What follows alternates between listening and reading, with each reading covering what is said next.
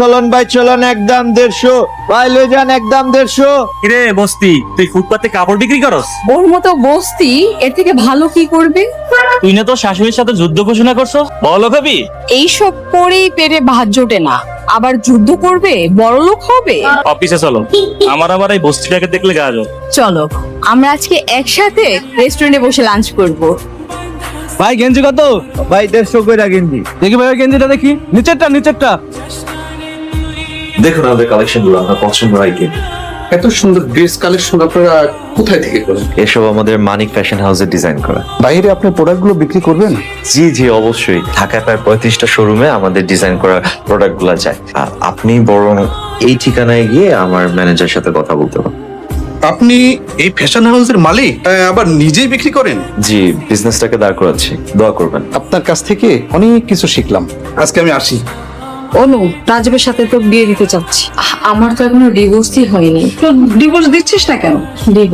আপনার বিয়ে করতে সময় লাগে না, আর ছাড়তে সময় লাগে না। এক চট দিয়ে দাঁত ফেলে দিব। আপনারা তো পান খালি গরিবের লোক। আমার সাথে যুদ্ধ করবে বলছিল। যুদ্ধ তো করবই। দুলাভাই একবারে রেডি হইয়া তারপর আপনাকে লগে যুদ্ধ করবো, বুঝছেন? রেডি হয়ে আসবে মানে? কেন, দুলাভাই কইছে না অনেক টাকা কামাইবো, টাকা কামাই আইসা আপনাকে লগে যুদ্ধ করবো। তোমাকে যে ব্যাংক থেকে 50 লাখ টাকা তুলে আনতে বলেছিলাম, এনেছো? জি স্যার, এনেছি। ঠিক আছে, ড্রাইভারকে বলো গাড়ি বের করতে। আপনি এতগুলো টাকা নিয়ে কোথায় যাবেন? আজ এক অহংকারী বড় লোক মেয়ের বাসায় দেবো, এত টাকা কি করবেন? তার আর আমার বিয়ের দেনমোহরের টাকা পরিশোধ করো। আপনার বিয়ের দেনমোহর 50 লাখ টাকা? দেনমোহরের টাকা ছিল 5 লাখ, আর বাদ বাকি টাকা ওদের মুখে ছুঁড়ে মারা। দুলাভাই আপনি?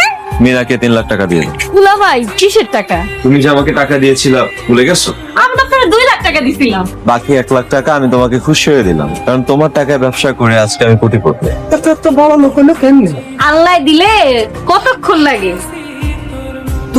তুমি আমাদের বাসায় আসছো কেন? আপনার সাথে কিছু হিসাব নিকাশ ছিল।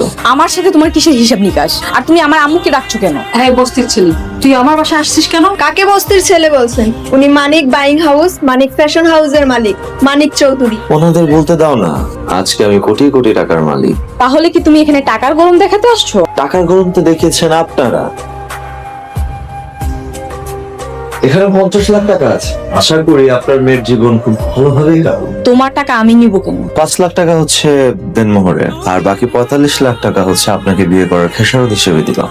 উকিল আসতেছে, উকিল আসলে ডিভোর্স পেপারটা সাইন করে দিয়ে দেবো। দাঁড়ান দুলাভাই, আপনি কারে ডিভোর্স দিতে চাইতেছেন? যে আপনারে বড় লোক বানাইছে হেরে, যে আপনারে প্রতিষ্ঠিত করছে হেরে। আমাকে প্রতিষ্ঠিত করছে মানে? আপনারে যে ব্যবসা করতে 2 লাখ টাকা দিছিলাম, সেই টাকা আপামনি নিয়ে দিছিল আপনাকে। কোনো টাকা দিছে? এগুলা কি বলতেছো না? ও তো আমাকে ঘৃণা করে। না দুলাভাই, আপামনি আপনার অনেক ভালোবাসে। হ্যাঁ, আপনার কষ্ট সহ্য করতে পারে না। সারা রাত আপনার লেগা কামতো, আপনার লেগা নামাজও পড়তো, আপনার লেগা দোয়া করতো।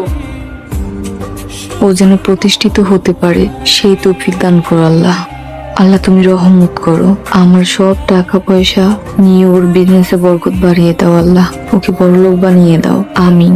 আপনি যাওয়ার পরে আপামনি দিন রাত খালি কামতো, খাওন লওন সব ছাইরা দিছে, গোপনে আপনার খোঁজ খবর নিত প্রতিদিন।